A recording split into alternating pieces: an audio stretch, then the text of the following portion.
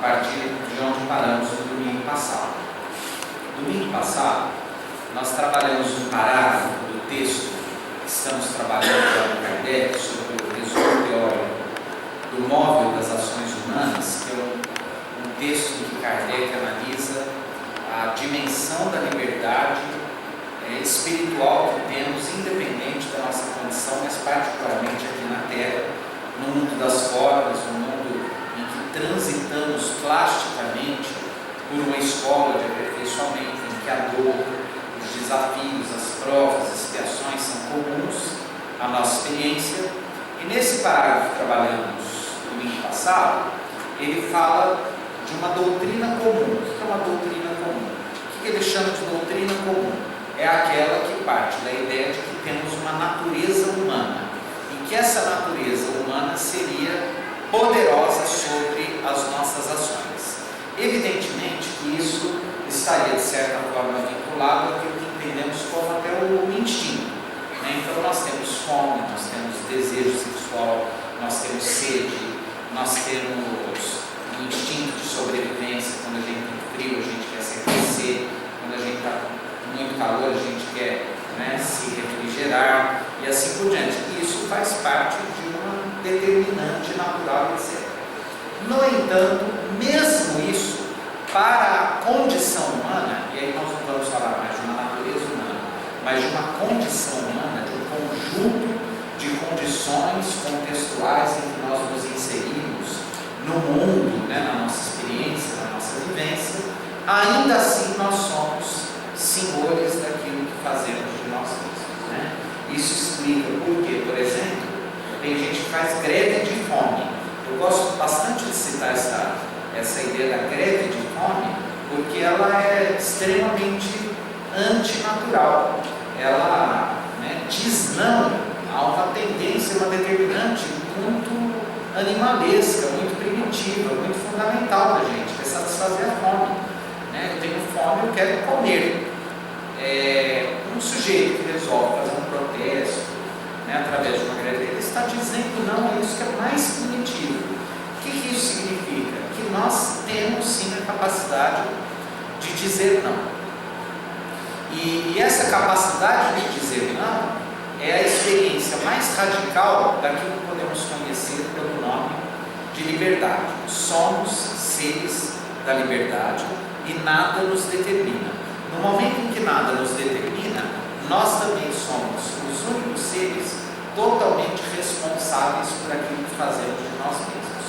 Nós terminamos a nossa conversa do domingo passado explorando um clichê do senso comum que diz: errar é humano, e é mesmo, porque só o ser humano erra, bicho não erra, gente erra.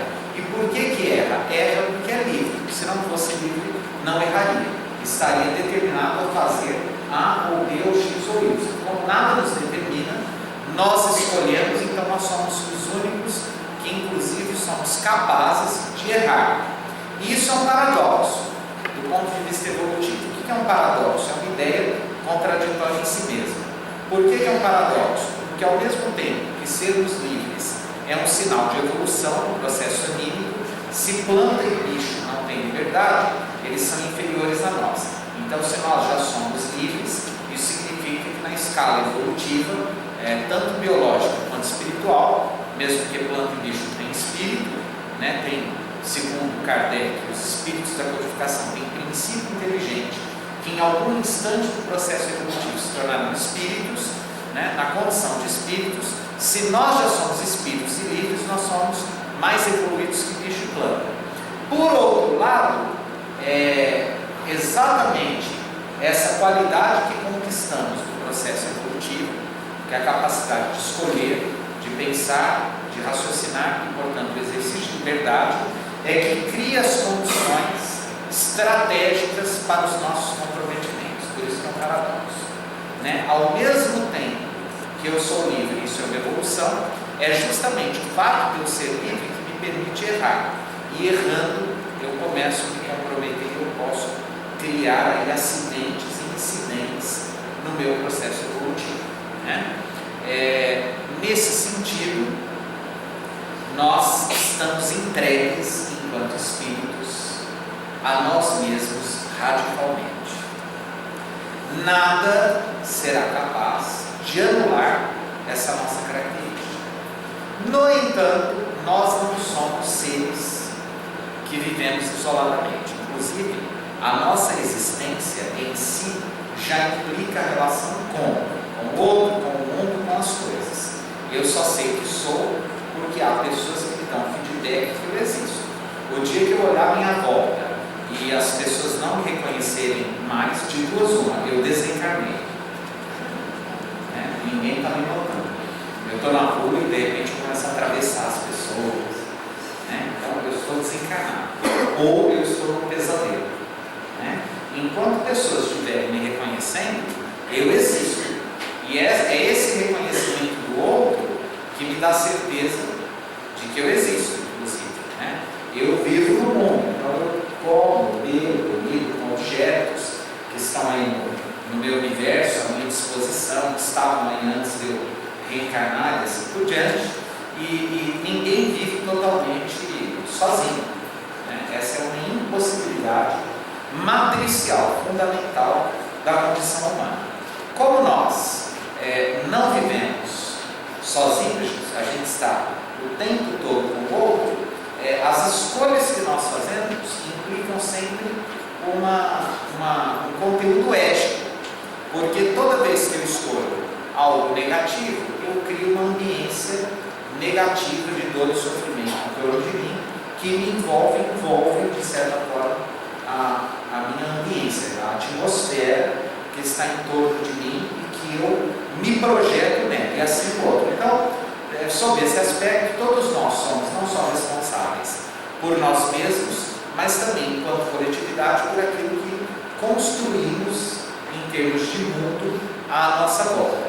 Quando a gente diz estamos entregues a nós mesmos, isso é uma expressão radical, e radical no sentido de raiz, que está na base, no fundamento, não radical no sentido de extremo, mas radical no sentido de raiz, é o fundamento, é a base de nossa existência enquanto espíritos, mas nós podemos nos ajudar de certa forma, tanto no plano encarnado quanto desencarnado. Então, é importante que eu, olhando o outro, eu me espelhe nele e veja mais ou menos o que me agrada nele para tentar fazer igual, ou o que me desagrada nele para tentar não ser como o outro é. E entendendo que as outras pessoas também estão observando a gente e que elas estão explorando alguma coisa dessa relação com a gente. E não só filhos, netos, marido, mulher, pai, mãe, etc., mas como um todo na nossa experiência de vida social, nós influenciamos e somos influenciados.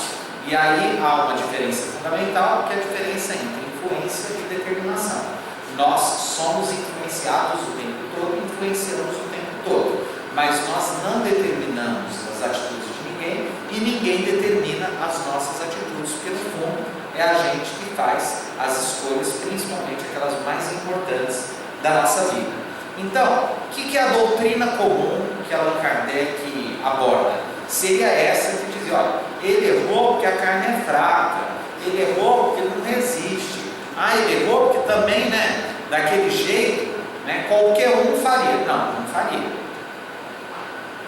E o cristianismo, a ética cristã, expressa na moral do Cristo, ela é uma ética que vai na contramão da natureza humana.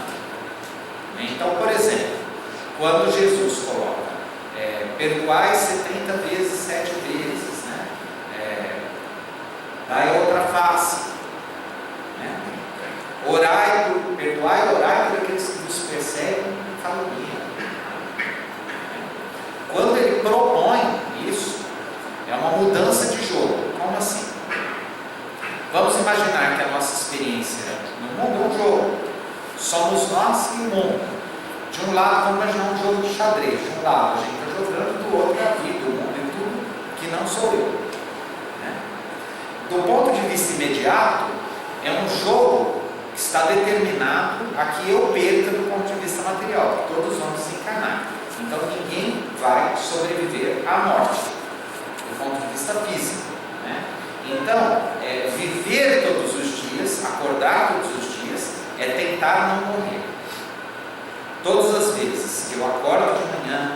eu me alimento, tomo remédios, tomo os dentes, etc. Então, eu vou trabalhar para ganhar dinheiro, para poder comprar comida no dia seguinte. Isso é um processo de manutenção da vida física. Lembrando que nós não viemos à Terra para ter uma vida espiritual. É o contrário. Nós somos espíritos que solicitamos uma reencarnação para ter uma vida material. Então ninguém está aqui para viver como espírito. Nós somos espíritos que estamos aqui para viver como homens, como seres humanos, né? E com tudo que isso tem de dificuldade. Então todos os dias nós estamos nesse jogo. O jogo da natureza é aquele que diz: olha, o sujeito me agrediu, eu, né, como um fenômeno físico, né, uma das leis de Newton, né, aquela coisa, a toda ação corresponde uma reação com a mesma proporção em sentido contrário. E isso está presente na física clássica. Na nossa experiência psíquica, psicológica, afetiva, isso não se opera, principalmente na proposta do cristianismo. Quer dizer, o outro me ofende, o meu ímpeto é de funcionar quase como uma parede. Quando eu dou um soco, ela me quebra a mão, né? Na verdade, eu me quebro porque ela é mais forte que eu. E o Cristo propõe uma mudança de jogo, né? É uma mudança de jogo. Há pessoas, por exemplo, até na vida em família, que passam 20, 30, 40, 60 anos tendo as mesmas brigas, pelos mesmos motivos, falam as mesmas coisas um para o outro, fazem as pazes no mesmo ritmo, voltam a se agredir um tempinho depois, e às vezes passa 60 anos repetindo o jogo. É o jogo que vai se repetindo. O único jeito de quebrar esse ciclo é mudar o jogo, mudar a estratégia, né? É dizer não, né? É como alguém que sabe exatamente aquilo que nos incomoda, vive brincando com aquilo que nos incomoda, né? O dia que não incomoda mais, a pessoa fica numa frustração terrível porque perdeu a graça. Afinal de contas, a gente não se incomoda mais com aquilo. E no nosso processo evolutivo, a partir de uma ética cristã, é justamente isso, né? Então, é abrir mão do interesse pessoal, do limite pessoal, o que não quer dizer abrir mão do cuidado pessoal, porque interesse é um conceito, cuidado é outro conceito, né? Então eu preciso me cuidar, mas eu posso levar em conta o interesse do outro também, sem que o meu seja um empecilho para o dele. Eu posso estabelecer um cuidado comigo e com o outro. E isso é uma quebra de um jogo que seria dessa natureza humana, que é bicho, né? Se eu agrido o bicho agride, né? Ele vem para cima. Só que a gente não é bicho, a gente é gente, né? Então, quando o bicho é agressivo, ele é agressivo porque ele está condicionado a essa natureza. Quando eu agrido, eu não sou bicho. Então não é a minha natureza que determinou a minha agressão, foi a minha escolha de agredir. E eu não tenho desculpas, né? Não há desculpas. Para nós, infelizmente, não há desculpas, ou felizmente, não sei. E sobre esse aspecto não há aqui uma justificação, mas uma descrição. Esse texto todo, ele visa muito mais descrever como é a nossa experiência do que explicar como é a nossa experiência. Então, nós não estamos vinculados a isso que Kardec vai chamar de doutrina comum. Nós estamos tentando compreender a partir da doutrina espírita. Ele vai dizer assim: a doutrina espírita é, evidentemente, mais moral do que a doutrina comum. Por quê? Porque a doutrina comum, então, é a doutrina biológica, a determinante animal. A doutrina espírita é a doutrina moral. E sendo moral, não tem como ver, é abstrato, está no campo da subjetividade, né? Eu consigo me pesar, medir, fazer exames de sangue, saber exatamente como se processa o que eu sou na dimensão da minha corporeidade, mas eu não consigo fazer uma tomografia dos meus sentimentos, uma ressonância dos meus afetos, né? Eu não consigo fazer, né, um ultrassom dos meus desejos. Não existe isso, porque isso está no campo de subjetividade, quer dizer, é uma experiência real, porém imaterial. E aí eu me lembro de uma mensagem de Eurípides Barçanufo, que foi psicografado pelo Chico há muitos anos, em que ele diz: invisibilidade não quer dizer ausência. Nós temos uma série de experiências que estão presentes, são reais, mas são invisíveis. Nós somos meio invisíveis. Aliás, nós somos totalmente invisíveis nesse aspecto, nessa experiência nossa. Então, é uma doutrina, a doutrina espírita, proposta como cristianismo, relido, revivecido, recompreendido a partir de uma visão moral, né, muito mais subjetiva que essa doutrina comum. E ele diz assim: ela admite para o homem o livre-arbítrio em toda a sua plenitude. Repetindo, palavras de Allan Kardec: livre-arbítrio em toda sua plenitude. Então ele não fala que a gente é mais ou menos orientado pelo livre-arbítrio. Ele diz: nós somos livre-arbítrio em toda sua plenitude. E no momento em que Allan Kardec afirma isso, a doutrina espírita se coloca do lado das correntes filosóficas existenciais, que priorizam a questão da liberdade na nossa experiência, né? Embora seja um existencialismo teísta, que considera a possibilidade da existência de Deus, né, como fundamento, como base, né? Então, a doutrina espírita é uma doutrina existencial. Isso está no livro, nós já citamos aqui, do professor Herculano Pires, se chama Concepção Existencial de Deus. Então, Deus existe, há uma articulação, porém, o que determina a nossa experiência são as nossas escolhas, o exercício de nossa liberdade em toda a sua plenitude. Kardec continua: e ao lhe dizer que se pratica o mal, cede a uma sugestão, e ao lhe dizer que se pratica o mal, cede a uma sugestão má que lhe vem de fora, deixa-lhe toda a responsabilidade. Repetindo, deixa-lhe, não é deixa-lhe uma parte, Kardec diz: deixa-lhe toda a responsabilidade, pois lhe reconhece o poder de resistir, coisa evidentemente mais fácil do que se tivesse de lutar contra uma sua possível natureza humana. Então, se eu tivesse que resistir a algo que me determina, isso seria impossível. O que Kardec coloca? Não existe natureza humana. Não existindo natureza humana, o que existe nesse lugar da natureza humana é uma liberdade em toda a sua plenitude, que implica obrigatoriamente uma responsabilidade radical sobre todas as nossas escolhas, sem desculpas.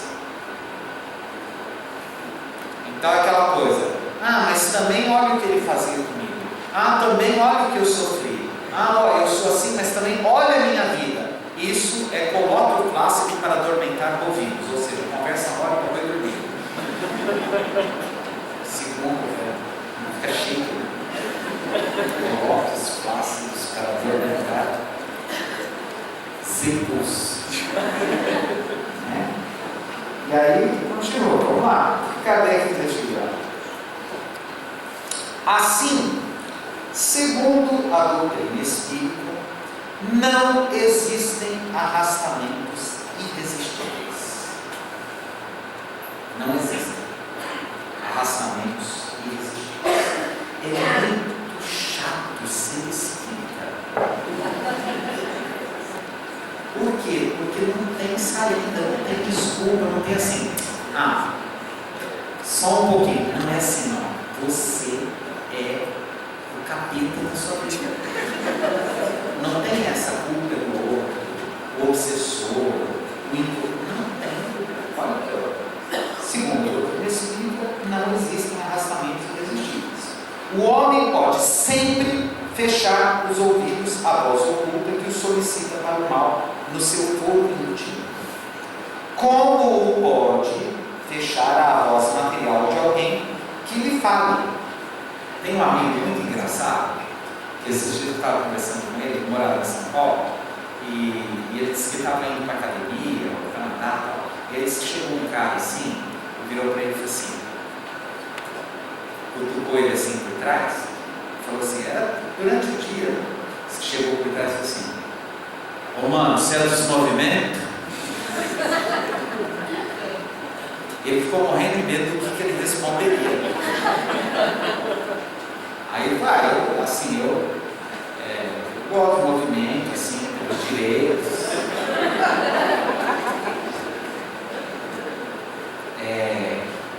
Depois, porque ele me larga assim, amigo, ele é meio largadão, assim, porra. E aí ele veio a saber que na linguagem do crime, ser dos movimentos é assim, fazer assalto, sequestro, povo do tráfico. E aí ele respondeu certinho, e o cara viu que ele não era dos movimentos. Né? Eu já digo assim, sou dos movimentos, eu pertenço ao use a fé, movimento espírito organizado. Assim, então quer dizer, da mesma maneira que esse rapaz estava andando do nada, veio alguém, não é espírito não, aliás, é espírito, encarnado, cutucou e falou: se é dos movimentos, se ele falasse, beleza, é nós, ele estava querendo um parceiro para os movimentos. Ele falou nada. O tempo todo, na psiquiatria, os psiquiatras chamam isso na psicopatologia, na sintomatologia psiquiátrica, de pensamentos intrusivos. É muito comum. Você, às vezes, não quer pensar na coisa, mas fica, né? Principalmente quem é médium, às vezes a pessoa é médium de grandes possibilidades não sabe. Ficam as sugestões o tempo todo. Como naquelas histórias em quadrinhos, tem um anjinho de alguém, tem assim, né? O tempo todo nós somos antenas em trânsito pelo mundo. A gente está recebendo vibrações, emitindo vibrações como ondas de rádio, pensamentos encarnados, desencarnados. Principalmente quem é médium, é comum chegar num lugar não se sentir bem, não explicar direito por que não está se sentindo bem, capta, né? Nós somos antenas, nós somos, né, emissores e receptores de vibrações, mas nada nos obriga a fazer aquilo que a gente não queira fazer, a ter uma reação que de verdade não faz sentido para a gente, né? Por outro lado, há uma parte do Livro dos Espíritos, uma questão em que Kardec pergunta: os espíritos influenciam nas nossas vidas? E os espíritos respondem: muito mais do que podeis imaginar. Em muitas situações, são eles que verdadeiramente os dirigem. O que isso significa? Que, em geral, nós estamos distraídos da nossa liberdade. Olha que interessante. Ou seja, a gente está no plano da dimensão da impessoalidade, do automatismo e etc. A gente escapa da consciência, né, dessa consciência mais presente, mais inteira, dessa inteireza, desse apropriamento daquilo que faz sentido, e se torna joguete de situações. E aí os espíritos, principalmente aqueles que querem brincar conosco, ou os inimigos do passado que querem que nós fracassemos, aí é o campo aberto, é onde eles, né, se refasteiam. E por quê? Porque nós estamos distraídos dessa apropriação do nosso próprio sentido. O que fazer? Então vamos terminar aqui a leitura do parágrafo. Kardec continua.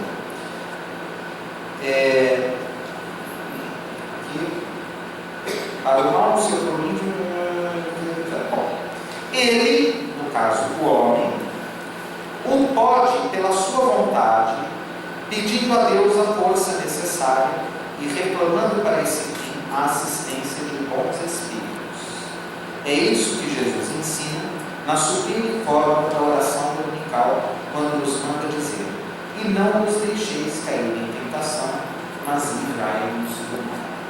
Então, no momento em que a gente escapa das boas sintonias, a gente cai presa de uma influência um pouco mais determinante, de energias, de fluidos, de pensamentos, de vibrações, né, que escapam de espíritos não numa categoria muito desejável ou aceitável, né, para nós. Então, o que resta de ferramenta para a gente? Então, a primeira é essa consciência, esse conhecimento de que nada nos determina e que somos livres. Segundo, a prece, o exercício da prece. Por que nós fazemos preces? Por que nós pedimos ajuda? Por que nós pedimos amparo?